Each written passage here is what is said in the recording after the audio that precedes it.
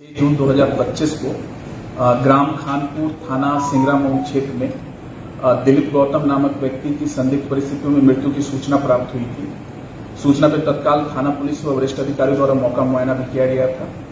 जो प्रथम दृष्टया सबको देखने से प्रतीत हो रहा था कि सर पर फायर आर्म इंजरी के निशान थे। जो उनके परिजन थे मृतक की, उसकी तहरीर पर हत्या की धारा में अभियोग भी पंजीकृत किया गया था।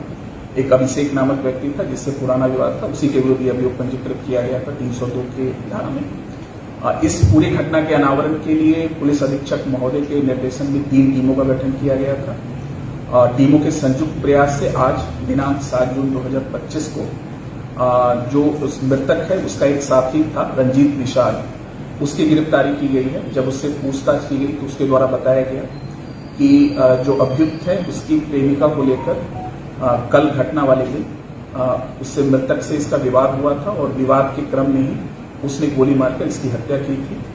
अभियुक्त की निशानदेही पर उसके घर से ही घर के पास जो बालू का एक ढेर था उससे ये 32 बोर का पिस्टल बरामद हुआ है। कुछ जिंदा कारतूस व खोखा कारतूस भी बरामद हुए हैं। इसके आपराधिक इतिहास के बारे में भी जानकारी मिली है। 2021 में एक चोरी का अभियोग इसके विरुद्ध पंजीकृत था।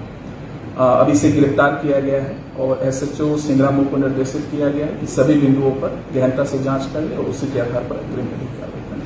सर, मामला पहले दूसरे व्यक्ति पर था तो किस तरह से फिर बाद में कल्प्रिट है वो कैसे हाथ आया पुलिस, क्योंकि नामजद तो दूसरे के खिलाफ था? देखिए, इसमें पहले एक अन्य था, गांव का ही अभिषेक नामक व्यक्ति था जिसे नामजद किया गया था, जो कि पूर्व में उनके परिवार का विवाद उससे था।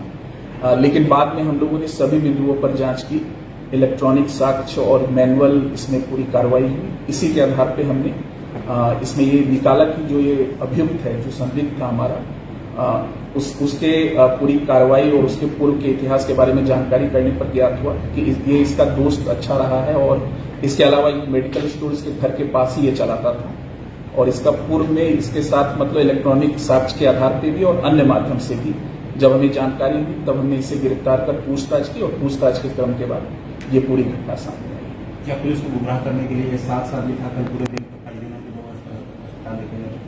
जी हाँ, जब ये घटना हो गई थी, जैसे इसने घटना कारित करने के बाद ये पहले अपने घर गया था जहां इसने असलाहा छिपाया था। बाद में ये पुनः अपने मेडिकल स्टोर पर आया और जब परिवारजनों को इस हत्या की सूचना मिली थी तो परिवारजनों के साथ ही ये टेम्पो से पीएससी सेंटर और अन्य जगहों पे भी गया था और लगभग न केवल परिवारजनों को बल्कि पुलिस को भी ये गुमराह करता है।